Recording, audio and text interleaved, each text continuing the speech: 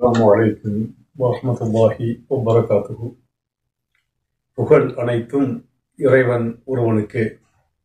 அன்பிற்குரிய சகோதர சகோதரிகளே, தற்போது நாம் காசாவுடைய அப்டேட்டுகளில் சொல்லுகின்ற இந்த செய்தி அதிர்ச்சியான செய்தியாக இருக்கலாம். ஆனாலும் இந்த செய்தியை சில ஊடகங்கள், சராயா என்ற ஒரு ஊடகமும், அது மாதிரி மீம் என்று எகிப்திலிருந்து வரக்கூடிய ஒரு பத்திரிகையும் தன்னுடைய இணையதளத்திலே இந்த செய்தியை வெளியிட்டிருக்கிறது. ஆம், இஸ்ரேலுக்கு ஆதரவாக இந்தியாவை சேர்ந்த கூலிப்படையினர் இஸ்ரேலிலே பலஸ்தீன போராளிகளுக்கு எதிராக போரிட்டு வருகின்றனர். அப்படி போரிட்டு வரக்கூடிய 215 இந்திய கூலிப்படைகளில் நேற்று காசாவில் 4 இந்திய கூலிப்படையினர் கொலை செய்யப்பட்டிருக்கிறார்கள் என்ற ஒரு செய்தியை நாம் சொல்லல, எகிப்திலிருந்து வெளிவரக்கூடிய மீம் என்ற சஞ்சிகையும், அது மாதிரி சராயா என்ற ஒரு பத்திரிகையும் இந்த செய்தியை வெளியிட்டிருக்கிறது. அந்த செய்தியினுடைய இந்த ஸ்கிரீன்ஷாட் இது ஏதோ நான் தருகிறேன், பார்த்துக் கொள்ளுங்கள். இது ஒரு முக்கியமான செய்தியாக இருக்கிறது. அது மாதிரி இஸ்ரேலுக்குள்ள மிகப்பெரிய உள்நாட்டு குழப்பம், இஸ்ரேல் அமைச்சரவைக்குள்ள, இராணுவத்துக்குள்ள மிகப்பெரிய ஒரு உள்நாட்டு குழப்பம் தற்போது தோன்றி இருக்கிறது. இந்த போர் சம்பந்தமாக புதன்கிழமை நடத்தப்பட்ட அந்த வார் கவுன்சில் கூட்டத்தில் இந்த போருடைய நிலைமைகளை பற்றி ஆராய, நாட்டினுடைய நிலைமைகளை பற்றி ஆராய அந்த போர் கவுன்சில் கூட்டம் புதன்கிழமை நடைபெற்றது. அதுல இஸ்ரேலிய பிரதமர் நெத்தனியாஹுக்கும், அதே மாதிரி இந்த இஸ்ரேலுடைய பாதுகாப்புத்துறை அமைச்சராக இருக்கின்ற பென்னி காந்தஸுக்கும், அது மாதிரி ராணுவ தளபதிகளுக்கும் இடையே கடுமையான மோதல்கள் நிகழ்ந்திருக்கிறது. இந்த மோதலின் மீது இந்த நாட்டினுடைய அமைதியின்மைக்கு ராணுவத்தினுடைய பொறுப்பற்ற செயல்பாடுதான் காரணம் என்று ராணுவத்தின் மீதே நெத்தன்யாஹு குற்றம் சாட்டியதாகவும், ராணுவமும் பாதுகாப்புத்துறை அமைச்சரும் சேர்ந்து இவைகள் அனைத்திற்கும் நெத்தனியாஹு தான் காரணம் என்று பகிரங்கமாக குற்றம் சாட்டி இருக்கின்றனர். அது மாதிரி இந்த பாதுகாப்புத்துறை அமைச்சர் ஓப்பன் டாக் தெளிவாகவே என்ன செய்கிறாரு, இஸ்ரேலிய பிரதமர் நெத்தனியாஹுவின் மீது கடுமையான குற்றச்சாட்டுகளை வைத்திருக்கிறார். நெத்தனியாஹு தன்னுடைய அரசியல் லாபத்திற்காக செயல்படுகிறாரா அல்லது நாட்டின் அமைதிக்காக, ராணுவத்தின் நன்மைக்காக செயல்படுகிறாரா என்பதை அவர் விளக்க வேண்டும். அவருடைய செயல்பாடுகள் அனைத்தும் அவருடைய அரசியல் லாபத்திற்காகவே இருப்பதாக தோன்றுகிறது என்று அவருடைய அமைச்சரில் இருக்கக்கூடிய, அவருடைய அந்த கவுன்சிலில் இருக்கக்கூடிய ஒரு அமைச்சரே நேருக்கு நேராக நெத்தனியாகுவை குற்றம் சாட்டி இருப்பது மிகப்பெரிய பரபரப்பையும் இஸ்ரேலுக்குள்ள மிகப்பெரிய ஒரு குழப்பத்தையும் ஏற்படுத்தி இருக்கிறது. அது மாதிரி இந்த போரினால செங்கடலில் ஒரு செக்கு வைக்கப்பட்டதா இல்லையா இஸ்ரேலுக்கு? இந்த போரினால் செங்கடலில் வைக்கப்பட்ட செக்கின் காரணமாக இஸ்ரேலுக்கு அந்த இஸ்ரேலின் வணிகம் முழுவதுமாக துளைந்து விட்டது. இஸ்ரேலுக்கு வரக்கூடிய கப்பல்களுடைய போக்குவரத்து முற்றிலுமாக நின்று விட்டது.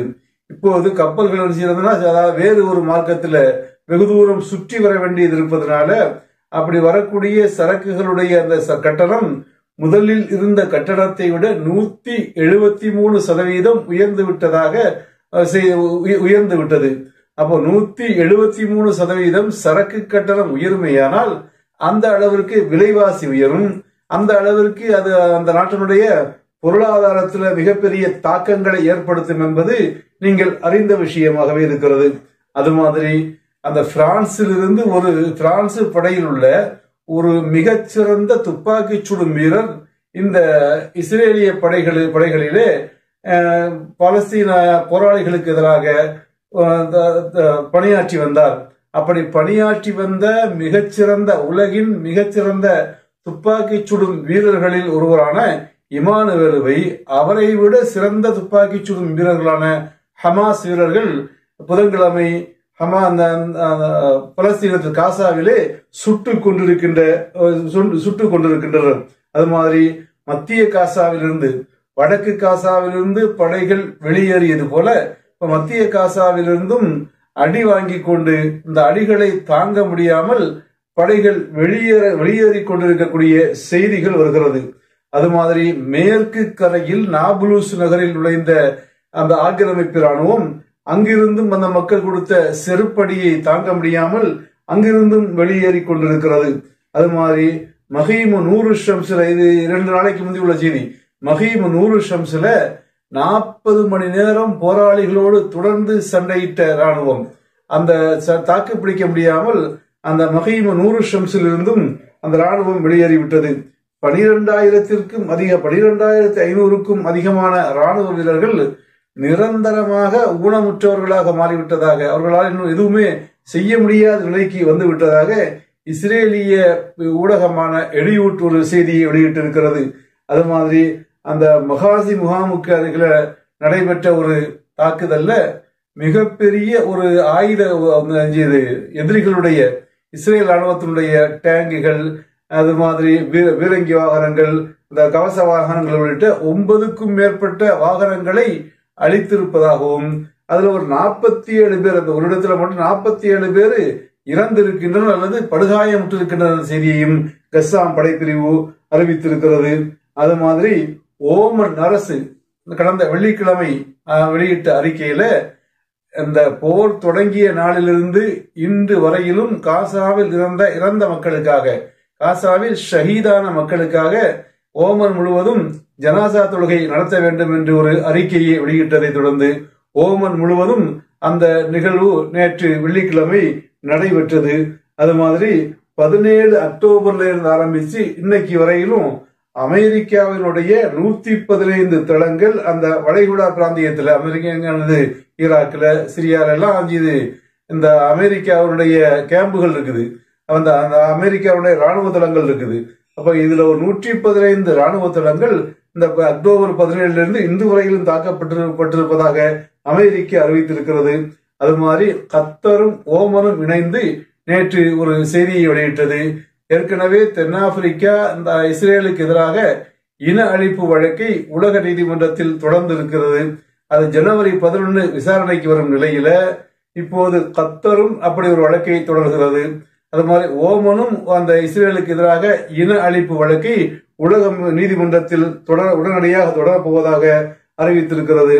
அது மாதிரி இஸ்ரேலுடைய அந்த பாதுகாப்புத்துறை அமைச்சராக இருக்கக்கூடிய பென்னி காந்தஸ் இருக்கார் இல்லையா, அவர் சொல்றாரு, இஸ்ரேலிய வரலாற்றிலேயே மிக கடுமையான ஒரு போரில், மிக சிக்கலான ஒரு போரில் நாங்கள் தற்போது ஈடுபட்டு இருக்கிறோம்.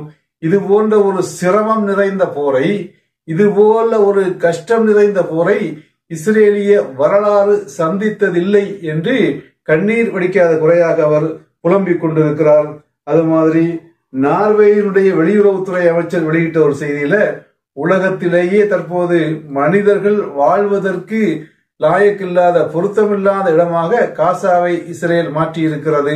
இது இஸ்ரேலுடைய அந்த கொடுமைக்கு சான்றாக, இஸ்ரேலுடைய இன அழிப்புக்கு சான்றாக இருக்கிறது என்று இஸ்ரேலை அவர் சாடி இருக்கிறார்.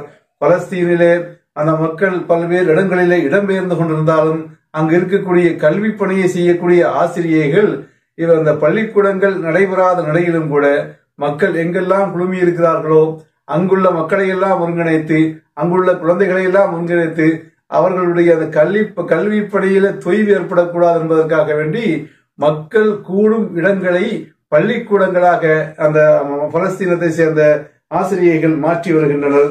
அது மாதிரி இந்த போர் மிகுந்த செலவை எடுத்துக்கொண்டு செல்வதனால இஸ்ரேலுக்கு இந்த போரினால பெரும் பொருளாதார இழப்பு ஏற்பட்டு கொண்டிருப்பதனால அந்த பொருளாதார இழப்புகளை சரி கட்டுவதற்கு பல அரசு நிறுவனங்களை, அலுவலகங்களை எல்லாம் மூடிவிட்டு அங்கு செலவழிக்கப்படும் தொகையை போருக்காக செலவழிக்கக்கூடிய ஒரு நிலைமைக்கு இஸ்ரேல் தள்ளப்பட்டிருக்கிறது. அது மாதிரி அந்த ஒரு செய்தி தொடர்பாளர், இஸ்ரேலுடைய ஒரு செய்தி தொடர்பாளர் யுவாஃப் ஜெய்தூன் என்பவர் என்ன சொல்றாருனாக்கா, கான் யூனிஸ்ல போரில் ஈடுபட்டிருக்கக்கூடிய இஸ்ரேலிய படைகள் சொல்வதாக ஒரு செய்தியை சொல்லாரு. நாங்கள் ஈடுபட்டிருக்கக்கூடிய போர் மிக கடுமையான போராக இருக்கிறது. இங்கு இவர்களுடைய பலம் மிக கடுமையான பலமாக இருக்கிறது. இவர்களை அவ்வளவு எளிதில் எங்களால வெற்றி கொள்ள முடியும் என்று தெரியவில்லை என்று இஸ்ரேலிய கான் யூனிஸில் போரில் ஈடுபட்டிருக்கும் இஸ்ரேலிய சிப்பாய்கள் சொன்னதாக அந்த தகவல் தொடர்பாளர் செய்தியை சொல்லி இருக்கிறாரு. அது மாதிரி அந்த கான் யூனிஸ் உள்ளிட்ட பல இடங்களிலே கடந்த வெள்ளிக்கிழமை இஸ்ரேலி ராணுவத்தின் புதைகுழியாக மாற்றப்பட்டிருக்கிறது. ஒரு தாக்குதல் இல்ல, பல தாக்குதல்கள் அங்கு தொடர்ந்து நடத்தப்பட்டிருக்கிறது. அதை இன்ஷா அல்லாஹ் அடுத்த வீடியோ நேரம் கிடைத்தால் உங்களோடு பகிர்ந்து கொள்கிறேன். அன்பிற்குரியவர்களே, இந்த செய்திகள் பலனுள்ள செய்திகளாக இருக்கிறது என்று எண்ணக்கூடிய நண்பர்கள் மட்டும் நம்முடைய சேனல் செய்யுங்க, சப்ஸ்கிரைப் செய்து இணைந்து கொள்ளுங்கள். உங்கள் நண்பர்களுக்கும் அறிமுகம் செய்யுங்கள். இந்த செய்திகள் இன்னும் விரிவாக பரவலாக மக்களை சென்றடைய வேண்டும் என்று நாம் விரும்புகிறோம். அதற்கு உதவி செய்யுங்கள் என்று கேட்டு விடைபெறுகிறேன். வாஹிரு தஅவானா அனில் ஹம்துலில்லாஹி ரப்பில் ஆலமீன்.